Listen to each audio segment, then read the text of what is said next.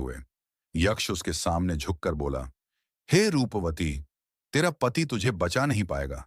तू आज से मेरी दुल्हन होगी। प्यार की कसौटी राघव ने साहस बटोरा और जोर से बोला, यशोधरा मेरी है, मैं तुझे उसकी परछाई भी छूने भी नहीं दूंगा। यशोधरा की आंखें खुली, उनमें आंसू थे, पर राघव को देख वो मुस्कुराई और राहत की सांस ली। यक्ष ठहाका मारकर हंसा, मनुष्य, क्या तू मुझसे लड़ सकेगा? तू मुझे जानता नहीं है, मेरी शक्ति देख। यक्ष ने हाथ फैलाया।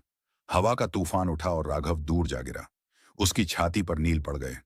अपने पति की ऐसी हालत देख यशोधरा की आंखों में आंसू आ गए।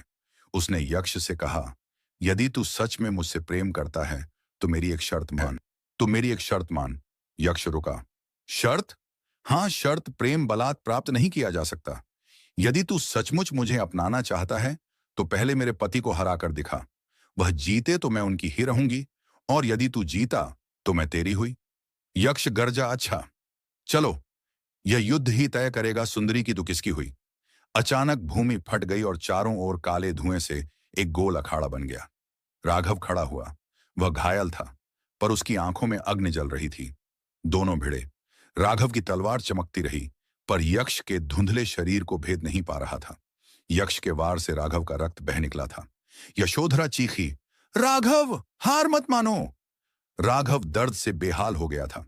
तभी यशोधरा को स्मरण हुआ, उसकी दादी ने कहा था कि स्त्री की सच्ची वफादारी और उसके पति का प्रेम बद्धे से बद्धे राक्षक, दैव और यक्ष जैसे प्रेतात्माओं की शक्ति को भी भस्म कर देती है।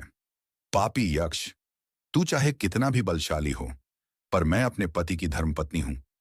मेरा प्रेम ही उसकी ढाल है। मेरा सतीत्व है, उनकी सुरक्षा है। यशोधरा ने अपने काले बाल खोल दिए और अग्नि में डुबोकर यक्ष की ओर झटका। बालों से उठी अग्नि मानो मंत्र बन गई। यक्ष चीख उठा। उसकी लाल आंखें बुझ गईं और उसका शरीर राख में बदल गया। अगले ही क्षण जंगल शांत हो गया। चिड़ियां चहचहाने लगीं। राघव लहूलुहान था, पर जीवित। यशोधरा उसके पास दौड़ी, आंसुओं से भीगते हुए बोली, तुम्हें खोने से अच्छा था मैं मर जाती। राघव। राघव मुस्कुराया। यशोधरा, तुम मेरी शक्ति हो। अगर तुम ना होती तो मैं इस यक्ष से कभी नहीं जीत पाता। दोनों खंडहर से बाहर निकले। भोर की लालिमा में पति पत्नी का प्रेम और भी उज्जवल लग रहा था। कहानी अभी बाकी है मित्रों।